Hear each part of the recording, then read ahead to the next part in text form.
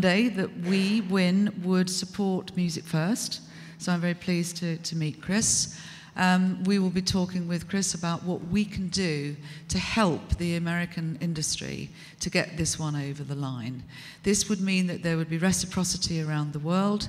So in a sense, the Europeans and the rest of the world will be giving a little to get a little. But again, it is really about what is right and what is fair for artists and for record companies.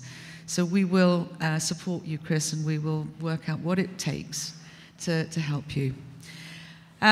We're supporting Helen and Richard as we can with the value gap.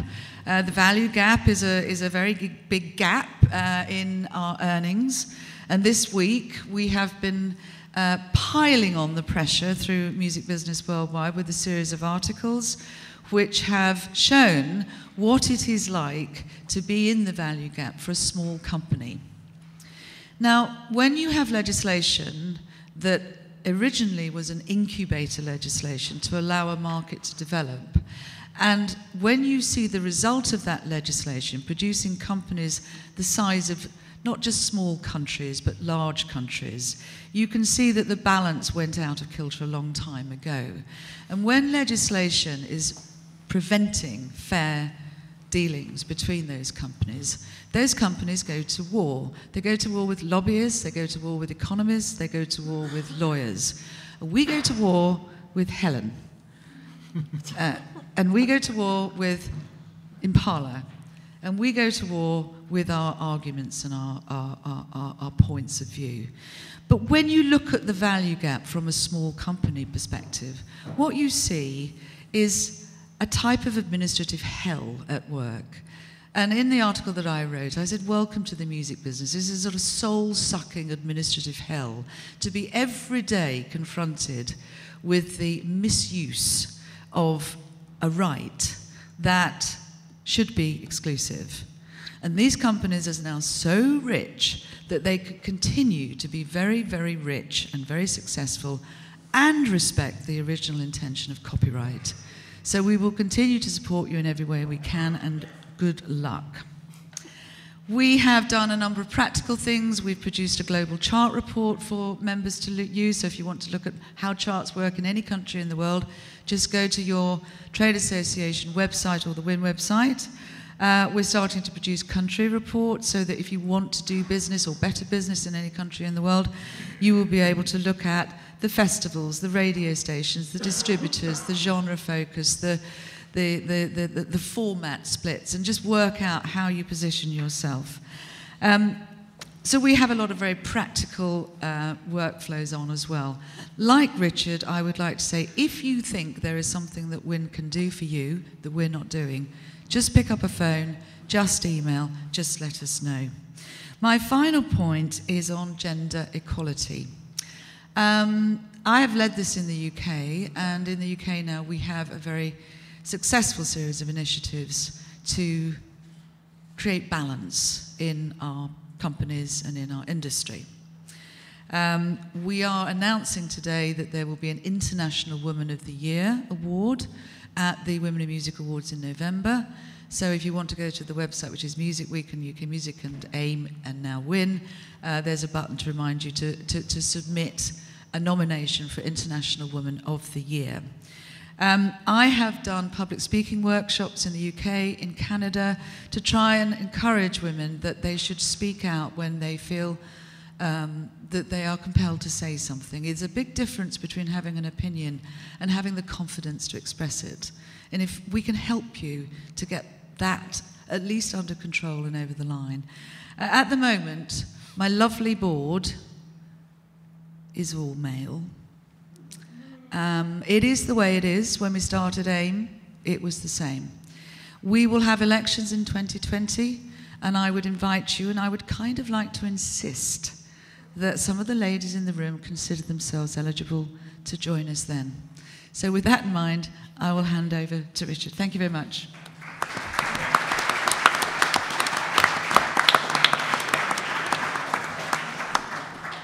Thank you so much, Alison. I think you can see why we're all happy that Alison's on our side, not on the other side, right?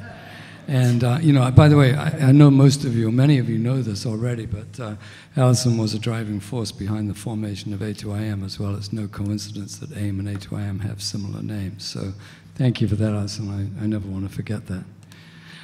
So Charles Caldas is CEO of Merlin, the global rights agency for the independent label sector, which commands more than 12% of the global digital recorded music market. Merlin has licensed most of the world's leading digital music services. Charles received IMPALA's Outstanding Contribution Award in 2013, was named one of Billboard's International Power Players in 2014 and 2017, and our membership voted Merlin Independent Champion at the Libera Awards for 3 years running. Merlin has really changed the game for independence in terms of digital licensing. So it's my great pleasure to introduce Charles Caldas.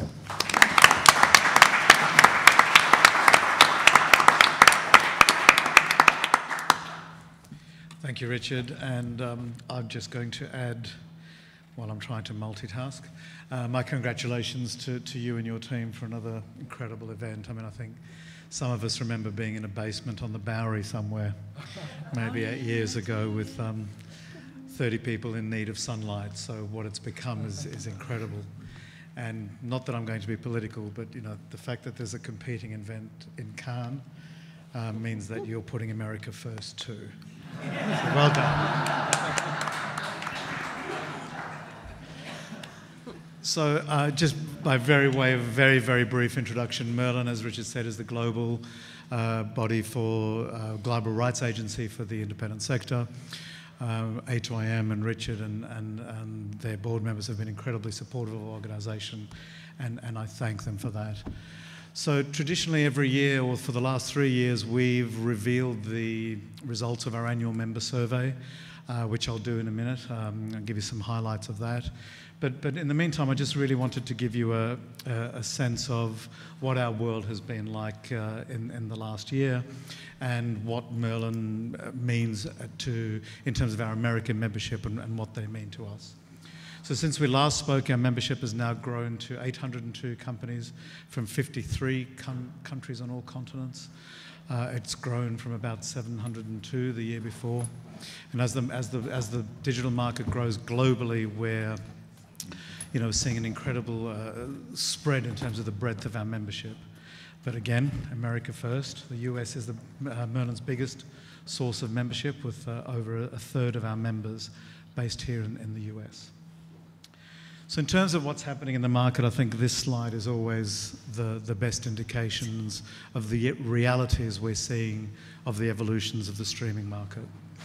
So this chart shows in the audio streaming space the monthly revenues that Merlin's been distributing to members starting in September 2012, when there was just under $5 million a month, to March this year, which was our second month where we exceeded $30 million in distributions to our members. So it's clearly a very stark illustration of the fast pace of growth and the fast influence that the streaming and audio streaming world is having on our business, and the impact it's having on our business. In terms of how that plays out to our members, this is our payout to members going back to 2012 and 13 to now. We see we've gone from 45 to 89 to 138 to 232 to the $353 million we're announcing today that we paid out to members in the last 12 months. It's certainly a rebuttal to anyone who says that there's no music, that there's no money in streaming. And I think for our members, it shows that even though some of this growth is driven by the increase in our membership, as we've shown, most of this growth is coming from the fact that we're seeing an industry returning to a level of revenue that we haven't seen for a very long time. Just want to do a quick run through of what this means in terms of the US market specifically. And as you can see, that increase in revenues on a month-on-month, even though this is over a slightly shorter period of time, very closely mirrors what's happening in the global marketplace. It's a market that, it's a market that's climbing up a very steep mountainside and not really showing any signs of slowing down. And just to give you a sense of how the evolution of the US market is comparing with what we're seeing in the rest of the world, year on year, audio streaming revenues were up 47%, March 17 versus March 16 in the US. Our global measure on that was 26%. 6 month rolling in the US was 17% up on the 6 months previously. Total revenues for the year were 58% up as opposed to the 53 or 52 I announced earlier. And your average monthly growth rate is trending well ahead of our global average monthly growth rate. So this illustrates that the US is a leading force in the growth of streaming globally. And it's a really, I think for both the members we represent in America and for the members we represent around the world that are growing their business in this market, they're really compelling and I think powerful figures to show what the potential of this market is for our labels. Taking it back to a global basis, in March this year alone, consumption of our members' music on audio streaming was over 7.25 billion times. That doesn't include YouTube streams, which are probably more than that, but I'll get to that in a second. And as I said, our year-on-year revenues worldwide increased by 54% to the $353 million I showed you earlier, and we're on track to pay members close to $400 million by the end of this year. But this final statistic has been consistent over the last few years, and I think from an independent perspective should be one of the things that really inspires us about the potential for our business and the potential for our labels that we represent and the distributors we represent to continue to compete in this market, which is that if we analyse the difference between the way we perform on the free tiers of services and the paid tiers of services, the share of our repertoire, so our market share on the paid tiers, is 20% higher than that is on the paid tiers, on the free tiers. So the more people pay for music, and the people who pay the most for music are consuming the most of our music.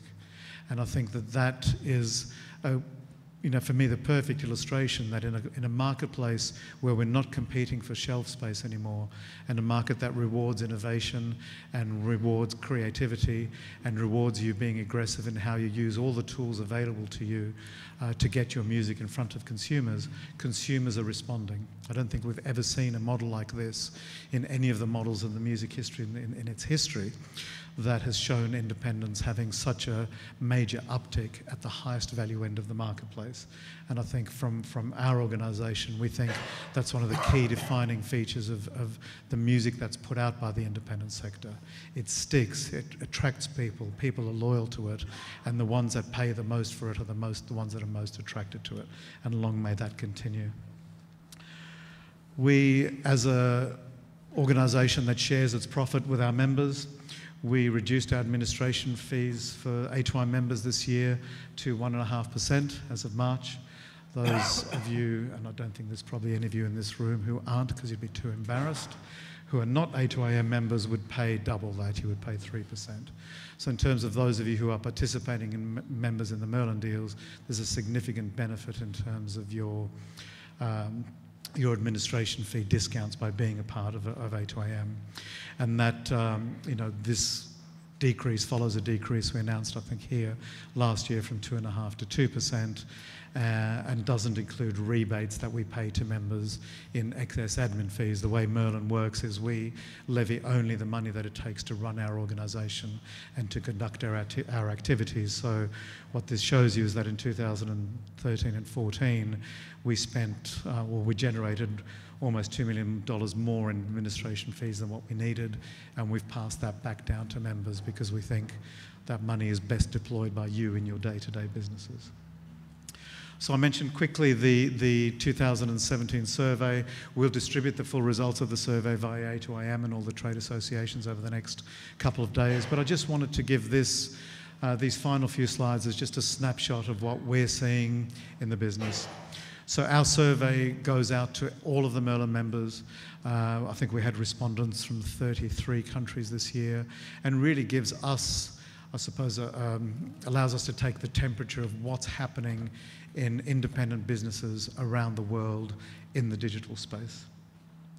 So this slide shows that the companies for which streaming represents more than 50% of their digital revenue in 4 years has gone from 20% to 64%. It's a very, very strong indicator of the shifting nature of the market. And if you marry that with the slide earlier about the fact that we're performing best in this streaming space, should again be a great indication of the fact that the available market to us is increasing all the time. Opportunities are increasing, and the availability of consumers for our music are increasing. This is mirrored by the fact that companies that say that digital represents more than half of their overall revenues has grown from 55% to 67% in the last 3 years.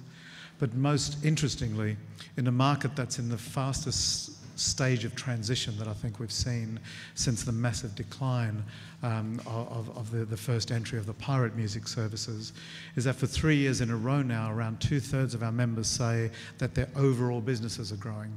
That despite the challenges of the declining physical marketplace and the declining download marketplace, independents, or at least 2/3 of the independents, are navigating this in a way that's allowing them to grow their business in the midst of all of that turmoil.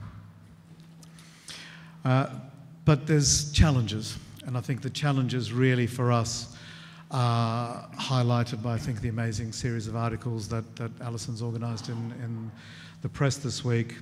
And it's about how do we reconcile that one part of our business seems to be growing so healthily and so sustainably and delivering growth to the market, yet we've got another part of the market, which is the part of the market that's protected by the safe harbour provisions, which is increasingly dominating consumer consumption, is delivering us less and less every year.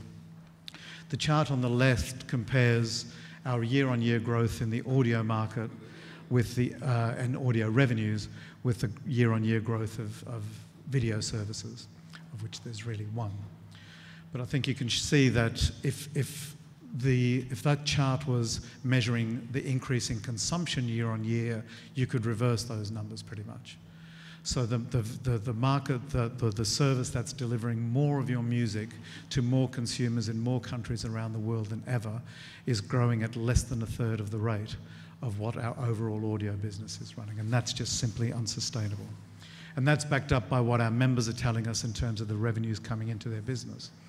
84% of our members say that video streaming revenues represent less than 1/4 of their revenue, with 42% of them saying represents less than 0.5%. There's clearly something wrong with this picture, and something that I think we, as members of this community and as the rights holder community as a whole, need to continue to address and need to continue to highlight, because there's an incredibly healthy part of the market that should be returning us to an age of opportunity, yet we're being held back and pulled back by the fact that most of our music is being given away at extremely, extremely low values. And I just wanted to do a couple of slides quickly to just illustrate from our perspective how much we take for granted the current marketplace. And I've looked back just a couple of years at the sort of press that was being generated around Merlin, in 2013 and 14, where the new owners of MySpace decided to launch their commercialised service without permission from independents and just basically put their music up without deals in place. Where we had our very highly publicised battle with YouTube, who were threatening to take independent music off their service because they didn't think it was valuable enough. And you compare that to the lower half of the screen where in the Pandora announcement on their subscription service last year, that service chose to put us at the front of that release to, I think, illustrate that the music on Pandora represented by Merlin's members was not at the periphery of that business. It was front and centre, and in some ways ahead of where they felt the majors lived in that business. Similarly, our recent Spotify deal showed that service chose to engage with us and make sure that they had our rights licensed just after their first deal with Universal Music on that platform. And the little one on the right is the similar news that came out about the Russian service UMA, which is the legitimising the music on social networks. So we've gone from the periphery and we've gone from the back, and we're at the centre.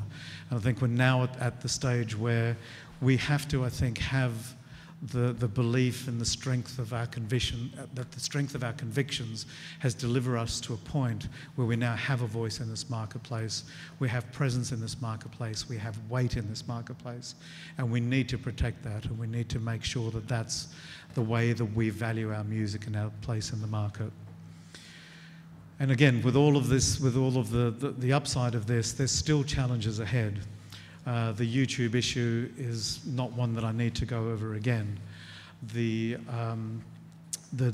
perception of music, of independent music as peripheral, as Win's been highlighting in their Wintel report, is still too often taken as fact. Indeed, to a lot of these venture capital firms means people in bedrooms, not businesses like yours. And the land grab that, you know, going back to the slide that shows that we're winning in the streaming space means that some people must be losing. And I think if we see the aggressive way in which the biggest record companies are acquiring independent rights in order to bolster their market shares, gives us a pretty good clue of where we're taking that value from. And I think we need to be vigilant on that.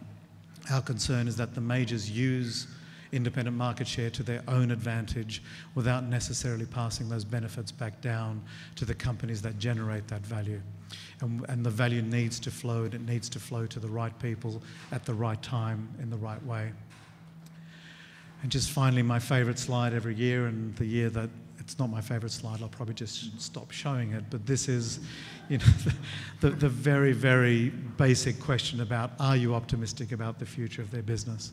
And I think the fact that 83% of our members are optimistic about the future of their business is not only testament to the business part of it, but I think is also testament to the kind of work that A2IM is doing in advocating, and I should say, and Win and IMPALA are doing in advocating for their members, in making sure that their businesses are well understood, and that we're positioned to take the future on head on. So thank you again. Enjoy the Libbies tonight, and thank you, Richard, for having us.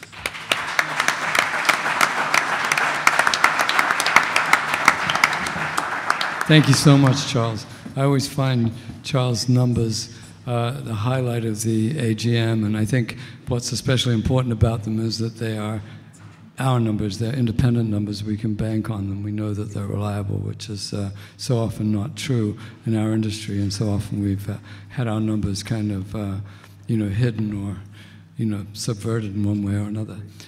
Helen Smith is IMPALA's executive chair, as I mentioned before. She's based in Brussels. She drives the Pan-European Trade Organization's key strategies on political, commercial, and promotional level. IMPALA brought Europe's first ever class action court case on a merger and has taken a tough stance on digital platforms that don't pay fairly. Please welcome Helen Smith.